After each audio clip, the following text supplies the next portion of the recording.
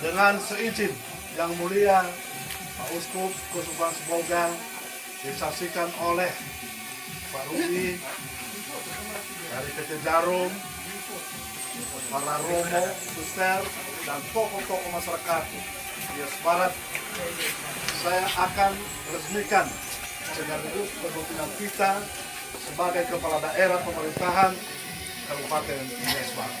Dengan memohon ridho kepada Tuhan Yang Maha Esa, maka rumah sakit ini, klinik ini pertama saya resmikan dalam nama Allah Bapa, dalam nama anaknya Yesus Kristus dan Roh Kudus dan Kepala.